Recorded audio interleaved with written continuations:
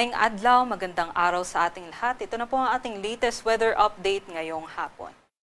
Sa ngayon, meron nga po tayong binabantayang low pressure area sa labas naman po ng ating Philippine Area of Responsibility at huli po natin itong namataan na 805 kilometers sa kanluran ng Iba, Zambales. Sa ngayon, kahit ito po'y malayo sa ating kalupaan, yung trough naman po nito or yung extension ng kanyang mga kaulapan ay makakaapekto po dito sa may northern at sa may central Luzon, kabilang na po ang Ilocos Region, Batanes and Babuyan Islands at dito po sa may Cordillera Administrative Region. Pero dito naman po sa may western sections ng Visayas at sa may southern Luzon, asahan pa rin po natin ang epekto ng southwest monsoon, pati na rin po dyan sa may Metro Manila area. Para naman po sa ating pagtaya bukas, asahan po natin na magpapatuloy pa rin po ang epekto nitong ating southwest monsoon o habagat dito po sa may area ng Zambales, Bataan, pati na rin po sa may Metro Manila at sa Mindoro Occidental at Oriental. Kaya sila po ay makakaranas ng makulimlim na panahon na may kalat-kalat na pag-ulan, pagkulog at pagkidlat. Pero sa may northern at central Luzon, pati na rin po sa may silangang bahagi ng Luzon, asahan po natin ang maaraw na panahon, ngunit mataas po yung tsansa ng mga isolated o localized thunderstorms pagdating po ng hapon at gabi. Dahil dito po ay hihina na po ang ating habagat. At dahil nga po maaraw ang ating aasahan bukas, dito po sa may Tuguegarao aabot po ng 34 degrees Celsius ang kanilang maximum temperature. Pero sa Metro Manila, 25 to 31 degrees Celsius ang kanilang agwat ng temperatura.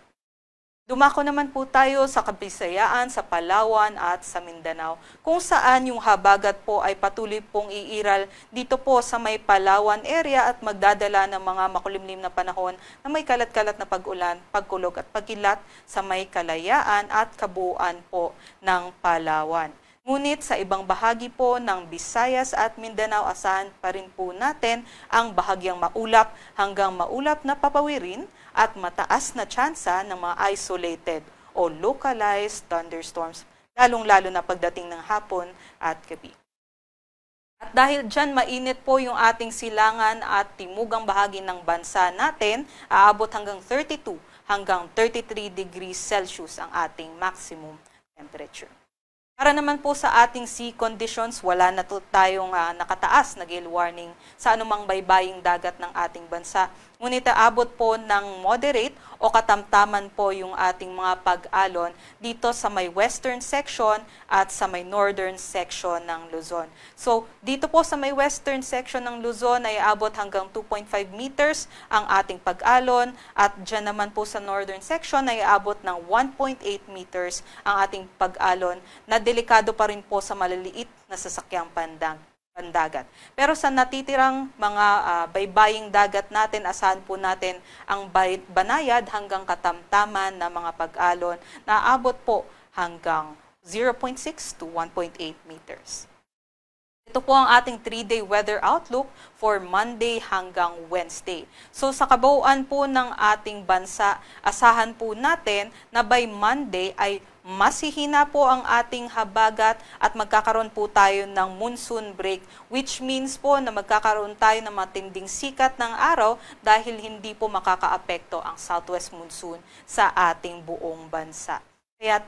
Pero pagdating naman po ng Wednesday ay aasahan po natin na babalik po or yung mga pag-ulan natin dahil naman po dito sa Intertropical Convergence Zone o yung pagsasalubong ng hangin galing sa northern at sa southern hemisphere na magdadala at magbubuo ng mga kaulapan, lalong-lalo na po sa may Visayas at Mindanao area. Pero pagsapit po ng Wednesday dito po sa may Metro Manila, sa may Calabarzon din po, lalong-lalo na sa Quezon and sa may Rizal area ay asahan po natin ang maulap na panahon dahil sa ITCZ.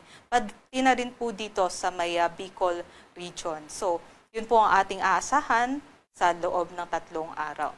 Dito naman po sa may Visayas, yung ITCZ na epekto po ay magsisimula na po simula ng Tuesday hanggang sa Wednesday. So, mas maaga po yung epekto nitong ITCZ dito po sa may Visayas at Mindanao area.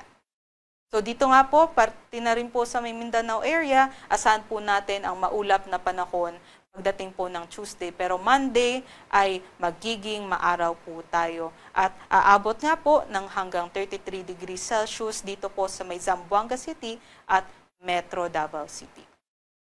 Para sa Kalakhang, Maynila, ang araw ay lulubog mamayang 6:18 p.m. at sisikat naman po bukas ng 5:43 a.m. At para sa mga karagdagang impormasyon, bisitahin lamang po ang social media pages ng Pag-asa sa X, Facebook at YouTube. At para sa mas detalyadong impormasyon, bisitahin po ang website natin na pag-asa.dust.gov.ph.